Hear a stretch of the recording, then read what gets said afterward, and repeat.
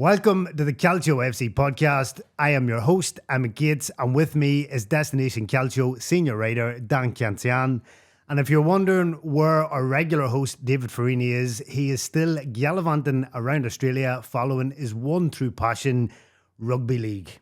So Dan, today me and you, we're going to discuss Monza and the end of a dynasty in the Italian game. As some of you know, Dan, you've written a very good article on Monza and new ownership with a US consortium buying the club from the Berlusconi family.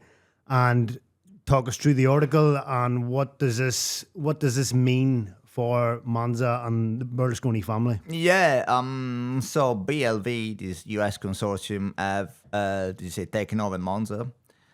They joined the ever-growing list of American owners in Serie A. Heading into next season, we're going to have at least almost 10 clubs. So almost half Serie A is owned by American companies. You've got the likes of Inter Milan, AC Milan, Roma, Hellas Verona, Fiorentina, of course. Then you've got Canadian Enjoy Saputo Bologna. You've got American owners owning a 55% stake in Atalanta. So, we talk a lot about the Premier League and about how American influence is dominating football on British shores, but when you look at Italy, it's very much the same. If not, it's probably to an even bigger extent. And Monza have been bought for about 35 million pounds, which includes 50 million quid worth of debt that this consortium has agreed to buy off the Berlusconi family, and they are looking to write them off to balance the books. They are somewhat an interesting buyer in the sense that they've never invested in football before. They've spent over $10 billion in entertainment and sort of TV sector, but they've never stepped into football before. Their only connection with football is that their founder and manager has helped restructure Chelsea's commercial department, but that's as far as they go. So they don't own any club, they have no stakes in any club. And they're basically betting the Monza for two reasons. One is the Monza are cheap to buy. A lot of Italian clubs, as you will know, are cheap, way cheaper than clubs in the Premier League. And two is because Monza are the one Italian club that have not been bought by an American consortium that has potential in terms of where they are. Obviously, Como being taken over by an Indonesian consortium a few years ago. Obviously, Como on lakeside location. So there is a lot of appeal outside of football, even though Como have done brilliantly last season. The likes of Venezia, again, were bought over by an American that things didn't quite pan out as they'd hoped. But obviously, Venice, the appeal of Venice is, it's obvious. It's the same with Pisa, the family, the Nasta family there taking over the club. Again, Pisa, tourist magnet for people from all over the world. There is potential there. Monza are not on the scale of Venice and Pisa and Como when it comes to tourism, but they are a huge name in sport because of the Formula One connection. Monza has hosted the Italian Grand Prix since 1949, which is a year before the World Championship was established in 1950. They've hosted the Italian Grand Prix ever since, apart from 1980 when the track was being redeveloped and the hosting rights were awarded to Imola, which is near Bologna. The track has been redeveloped last year and has signed a new deal to be part of the calendar since 2031 at least. And Monza, if you follow motorsport, Monza is your San Siro, is your Santiago Bernabeu. It is a temple of motorsport. They call it the Temple of Speed. It's the oldest purpose-built racetrack in mainland Europe and the third oldest racetrack in the world after Indianapolis and Brooklands. Because I think to a lot of people, Monza is associated with Formula. They would think of Formula One before they would think of football. Yeah. Monza have been, with the greatest respect, they've been an afterthought in football. They returned to Serie B in 2020, and that was after they'd been away from Serie B for about 2 decades. They got promoted to Serie A in 2022, and that was the first time they'd been promoted. And they went down. They went down last season, and they went down without even firing a shot in anger. Let's be honest. So Monza, as you said, they are synonymous with Formula One. But there is a view that by buying a club that is based in Monza and is cheap, Formula One is huge now in the US because of Netflix Drive to Survive series. It's arguably one of the fastest growing sport in America. And if you're an American company with a few million down the back of the sofa, why not buy an Italian club based in a location which is synonymous with one of the sport that is experiencing a surge in popularity in the US? So it's a no-brainer as far as they're concerned. And to be honest, I mean, I'm not a financial expert by any means, but when you can invest $10 billion across various sectors, I don't think that spending £10 million for a club is going to sort of it's not going to leave a damaging scar to your finances, even if the project doesn't work out. But the main story is you alluded at the top of the show, is that this marks the end of the Berlusconi Dynasty. Now, everyone knows Silvio Berlusconi from his AC Milan days, but he took over Monza in 2018, a year after stepping down from his AC Milan role, and he spent a lot of money. Monza, he spent 285 million euros. The problem is that the investment paid off to a point. Monza playing a nice little stadium. The U-Power Stadium is, it's not a spectacular venue per se, but it's functional. It's a lot more modern than some of his Serie A counterparts. Yeah, because you went to it last season, didn't you, with David along to see Monza and Inter Milan? Yeah, it is. It's a nice little ground. There are some design flaws. The main one being that from the press, from the press seats, you can't see one of the flanks of the pitch. But well, it is stadiums in Italy. There is going to be design flaws, and there are design flaws. And also, if you happen to be the U-Power Stadium in the summer, I would recommend bringing repellent for mosquitoes because they are the size of a helicopter. So Monza came. There is a reason, there are different suggestions to why Berlusconi bought Monza. Some suggested that he could not be away from football. Yeah. Another one is suggestion that being so close to Milan, home is where the heart is and all the rest of it. He invested in Monza because he wanted to basically sort of establish a local club back in the big time. I mean, I said back in the big time, as I said earlier, they'd never been to Serie A up until he showed up. Yeah. But Berlusconi did bring Adriano Galliani with him, his lieutenant from the AC Milan days. And Galliani had been at Monza before joining Fininvest, Berlusconi holding company, which basically Berlusconi built his own empire upon.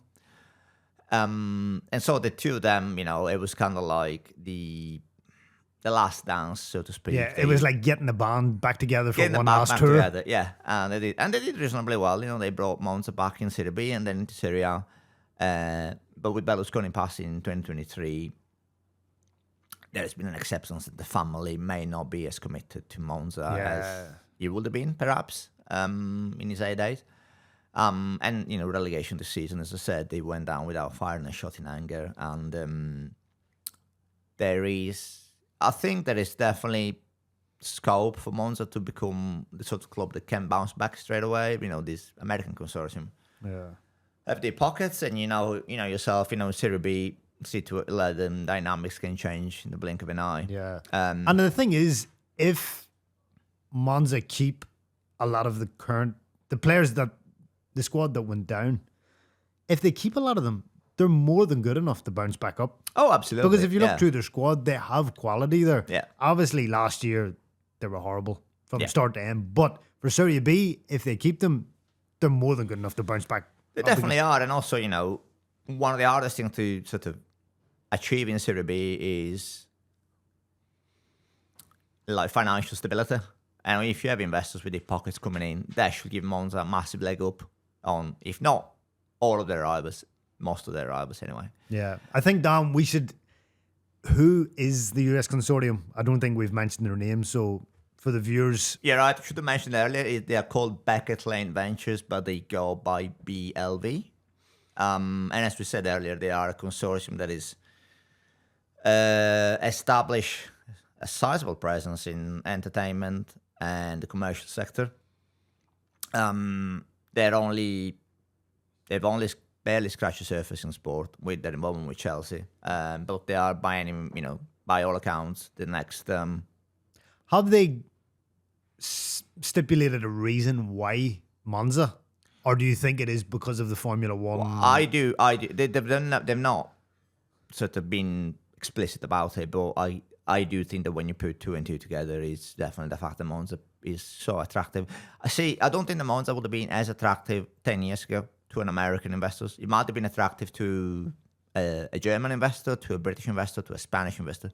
Formula One has grown so much in the US now that it is a TV show first and foremost through Netflix. It's a TV product, and I think it just makes too much sense for a US company to. It literally it's on a silver platter for them. Like you can come in and buy Monza for a relatively cheap price. Also because, as I said, the Berlusconi family invested 280 million in Monza. Monza's relegation has basically forced them to. I wouldn't say to conduct a fire sale, but they can't expect to sort of claw back the money that they invested. And there is an acceptance in Italy that the Berlusconi family won out. They have no interest in being in sport anymore. Yeah, I think it seemed to me at least that once Silvio died, it was the beginning of the end for the Berlusconi family having Monza on their books and their portfolio. They kind of his children, his partners, business partners wanted out of sport. Yeah. I mean, I think the sport is also Monza in itself, as we said, it was not AC Milan, it was a case of like we have something, but it's not. Yeah. The glory days of yesteryear are a million miles away. And as you said, they wanted out. I think that there is a twofold as well. One of them is that running a Serie B club is not as profitable as some people may think. No. Because the TV rights in Italy the value is suppressed season after season. The parachute payments are, again, a pittance. They make a difference in Italy, but they're a pittance compared to when you look at the Premier League or you look even like other second divisions across Europe. So it's a case of spending money just to stand still rather than spending money to move forward. Yeah. And the other reason, I think, when you have built an empire like the Berlusconi family for 40 years in sport, there is so much pressure on you to succeed and to deliver success. And, you go from success being classified as winning the Champions League, winning the Scudetto with Milan, to barely being in Serie A with Monza it's, you're talking about completely different dynamics here. Yeah, and even the final 10 years of Berlusconi's reign in Milan. Yeah. If you compare the first 20 and then you compare the last 10, after they won the Champions League in 2007, he sold the club in 2016, 2017. 2017, yeah. So that 10 years, Milan got one league title. Yeah. And that was it. That's all they won. They entered the banter years. Yeah. And the end of the end of Silvio's reign of Milan compared to the beginning, it's night and day difference. Yeah. Football was a completely different sport by the time he left. It passed. Berlusconi was a victim of his own success because he is one of the blueprints of why football is what it is now. Absolutely, yeah. And it basically got to the stage where he was actually too poor, in a way. Yeah. And it's funny, Berlusconi's family is worth billions, but they were too poor to compete with the Premier League, with nation states and all the rest of it. They were. I mean, you're absolutely right. You look at Berlusconi won 29 major trophies as chairman of AC Milan.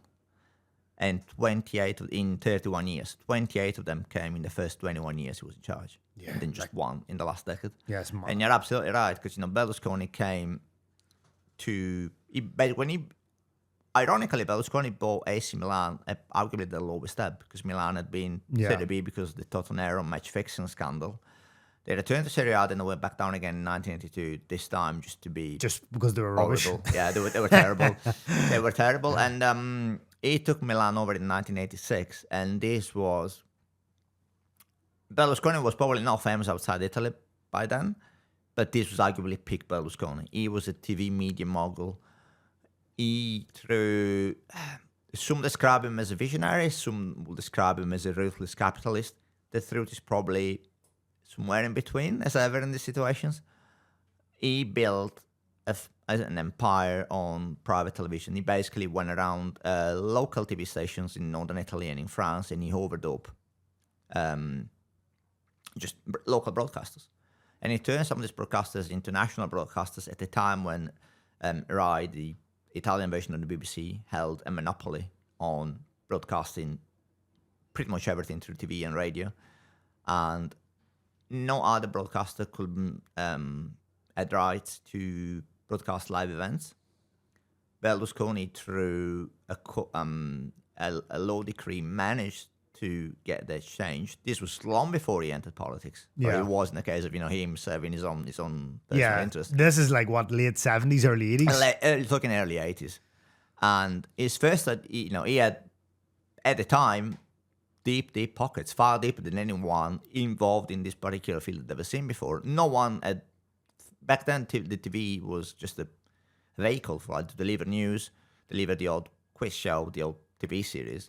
But he was way ahead of his time. He thought having live sports on TV is going to revolutionize both TV and sport per se. Yeah. And that's why when he took charge of AC Milan, one of his first plans, which then never came to pass, was to he proposed a Serie A version of NFL Red Zone, which is basically broadcasting every game simultaneously. This is at a time where every Serie A game was on a Sunday afternoon at the same time. Yeah. And having basically reporters at every ground, not describing the action, you'll be able to watch the action. This never came to pass because Serie A opposed it.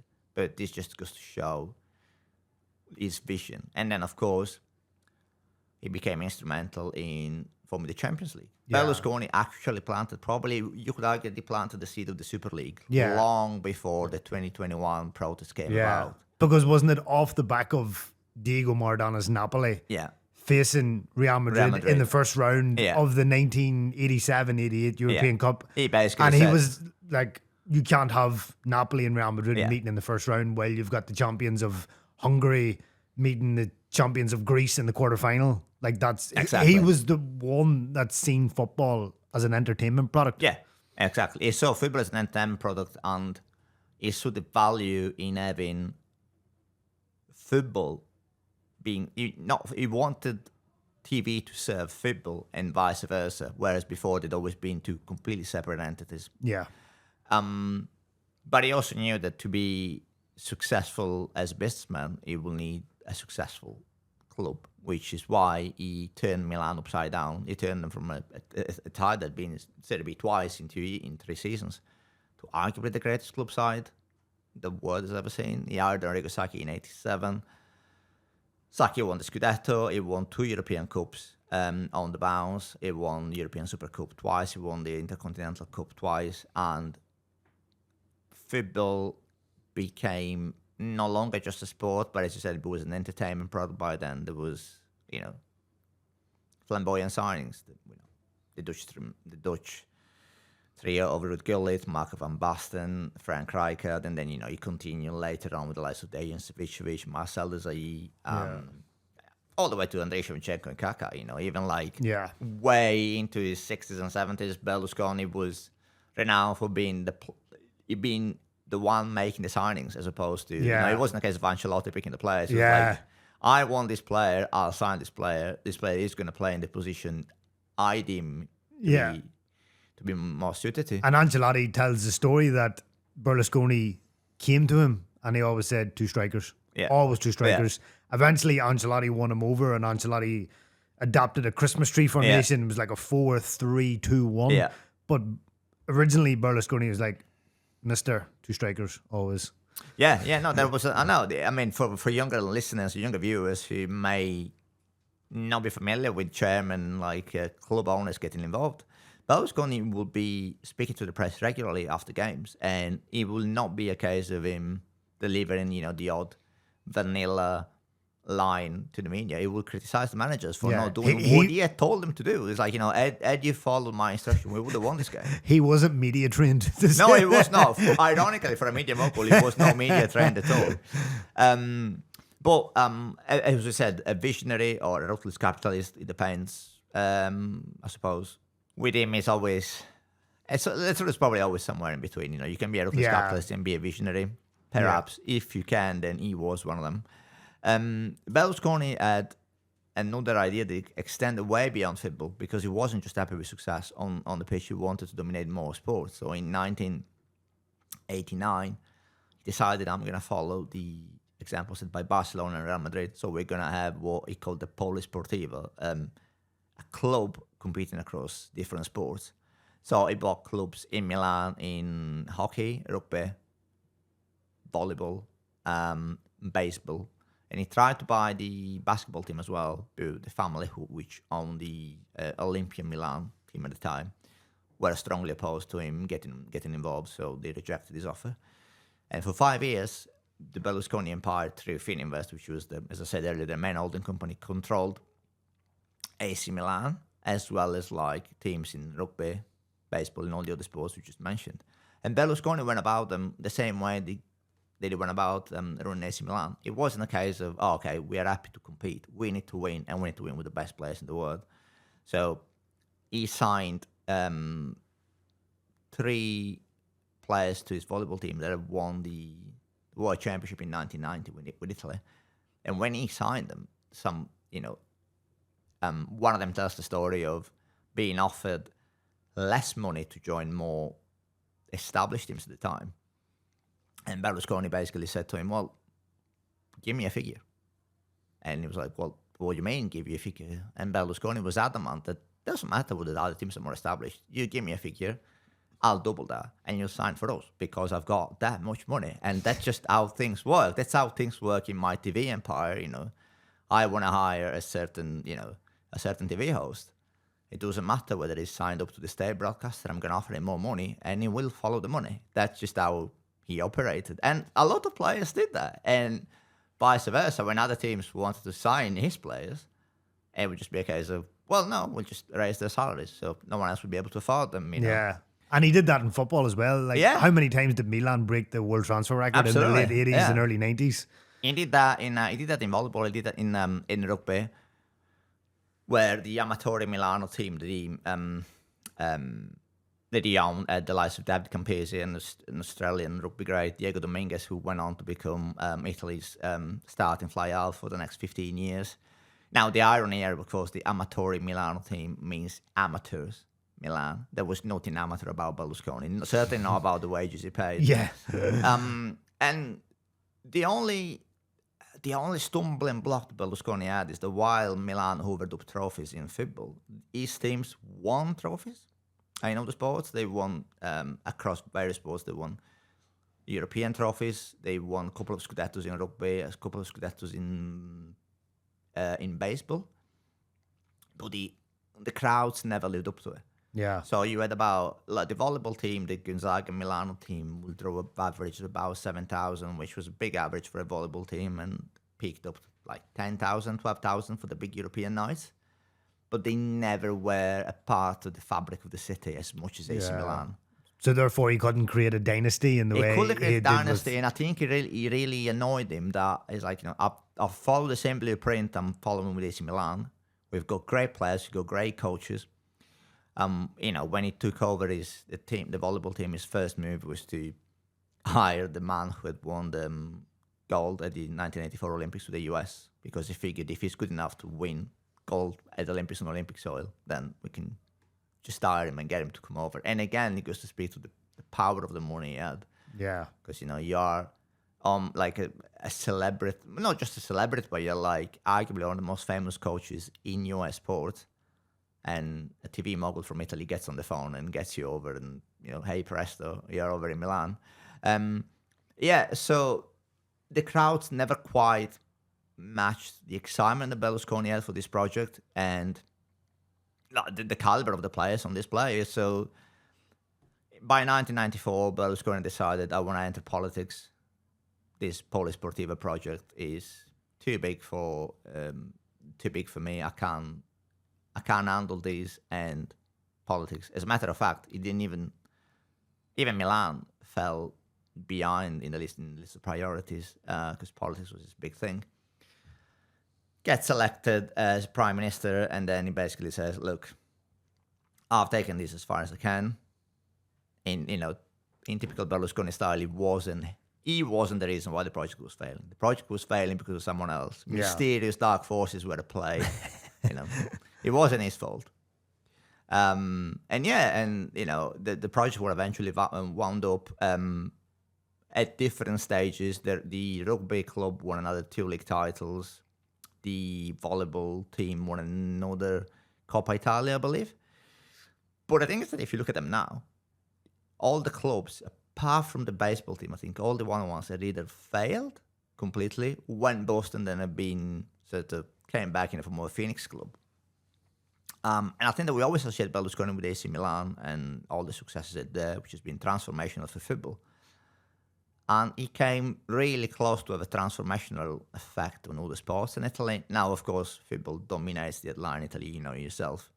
And it feels almost strange that this dynasty just sort of petered out at Monza. Yeah, because, I didn't know about his venture into other sports until I read your article for our viewers, destination.calcio.com, for Dan's cracking piece on the Berlusconi Dynasty. But I didn't know about that he tiptoed into other sports. I always associated Berlusconi, aside from the politics and everything else, I always associated him with calcio. I didn't know that he did volleyball and basketball and all the rest. Yeah. So it kind of shows that his other ventures did fail in a sense because he never created a dynasty, or that he tried to do.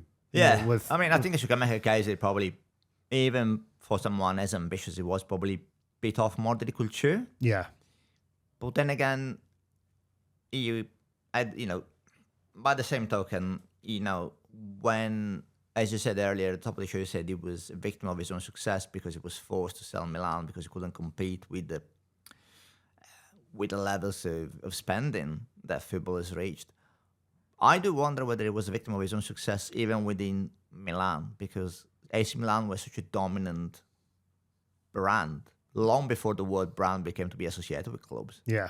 That, there is just no space for other sports. Yeah. Let alone other clubs. Yeah. Because Milan were all conquering, and because of, coincidentally enough, the rise of television, football on television, we spoke on the episode about Hernan Crespo, and he fell in love. He's a young boy in Argentina, and he wanted to play for Milan because he saw Milan on television. He saw Van Basten, Hullet, Rijkaard, and that's down to Berlusconi. So Milan probably became all-consuming. Absolutely. And that was the other side of it, because Berlusconi was so instrumental in the Champions League and the birth of the Champions League as we know it now, or rather as we knew it until last season, we should say.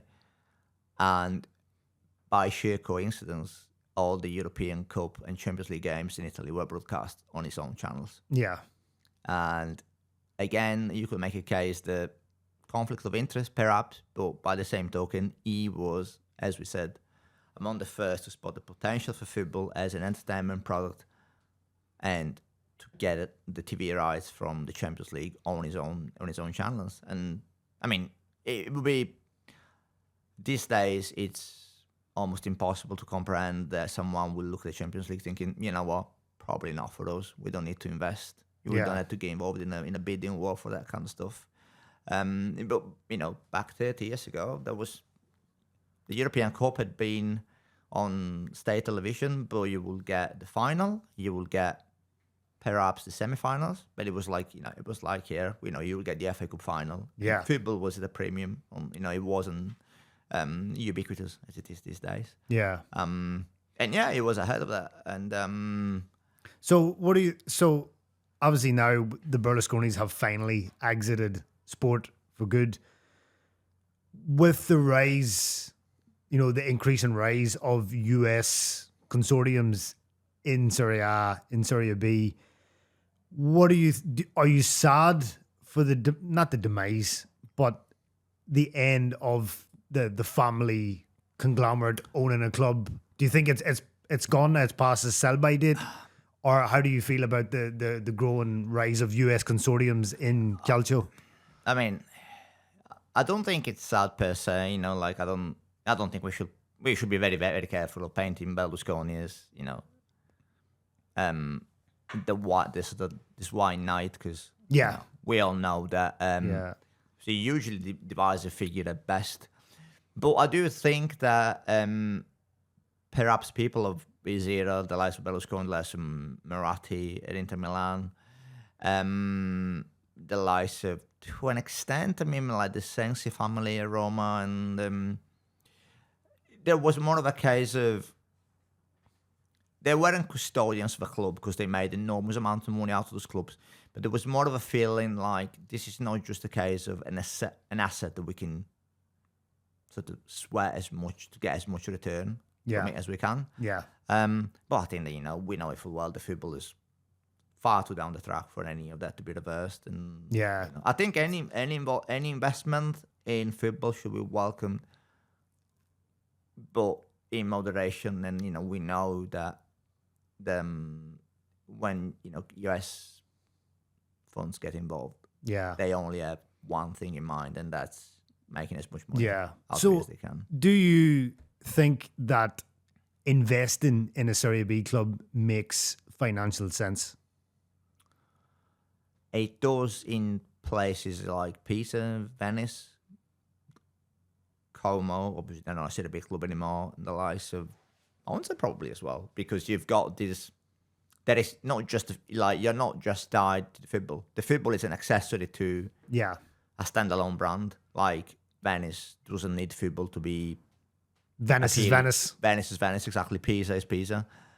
Monza would be an interesting one because Monza is famous, but just among sports fans. So I think it'll be interesting to see whether it's going to have same degree of success. It may well do, because Venice is Venice, but Venezia have not been a success story by any stretch. Yeah. I think that the most intriguing aspect of it is which club is next, because we said the clubs that you can associate yourself to that they don't need promoting are probably been exhausted by now in Italy. Yeah. Napoli would have been the perfect opportunity 10 years ago. De Laurentiis got there. Yeah.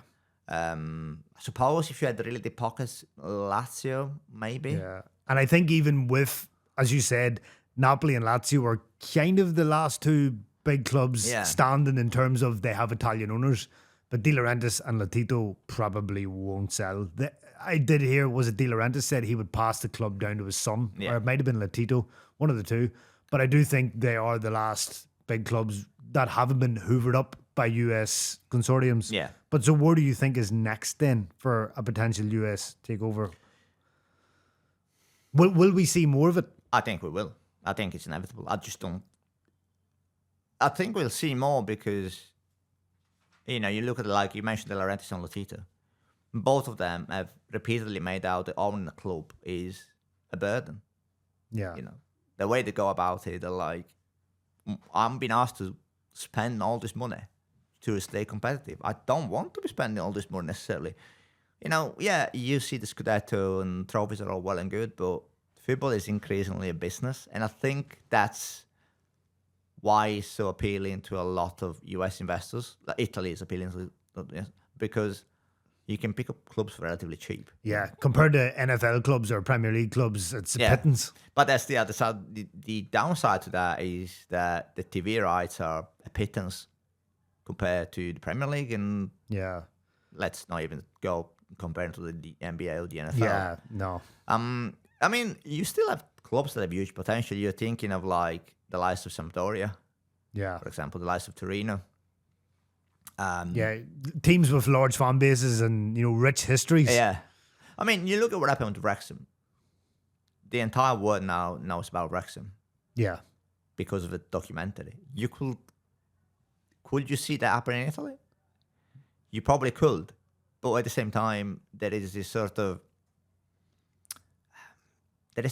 I feel there is a sort of not mentality, but there's this dynamic in Italy with a lot of investors are just happy to do the bare minimum. Like, we are taking it from my Serie C to Serie B. Yeah.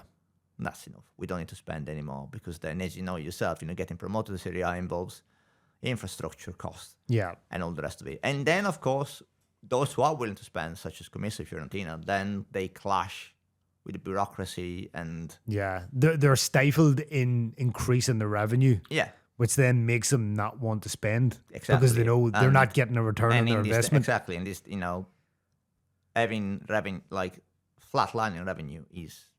Again, I'm not an expert in economics, but flatlining revenue is not something you want to put on a prospect if you are selling a club of any kind. And I think that is what Italian fans have an issue with US owners, in that they're not willing to go, the old adage, to make money, you have to spend money. They don't subscribe to that in football. It's they want to see returns first, and then they'll spend what you have. But football doesn't work like that. Berlusconi didn't treat Milan like that. He put a lot of money in before they got to the Scudettos and the European Cups. You look at Milan now, where the balance sheet Scudetto is the only Scudetto they compete for. They missed out on the Champions League, so they sold Tijani Rangers to Man City to balance the books. No, exactly. I mean, there isn't obviously an argument to be made for like financial stability. Yeah, of course.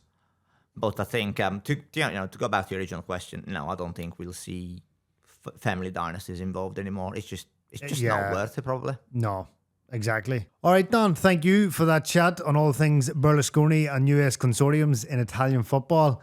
And if you want to find out more, go to destination.calcio.com and find out the great article from Dan. What do you think on the Berlusconi family dynasty in Calcio? Is it a good thing? Is it a bad thing that it's over? Let us know in the comments. And what are your opinions on US consortiums? Let us know. We'd like to hear from fans all around the world. And David, if you're watching this, keep on following your passion in Australia. That is rugby league. That's all for today. Thanks for tuning in. Ciao for now.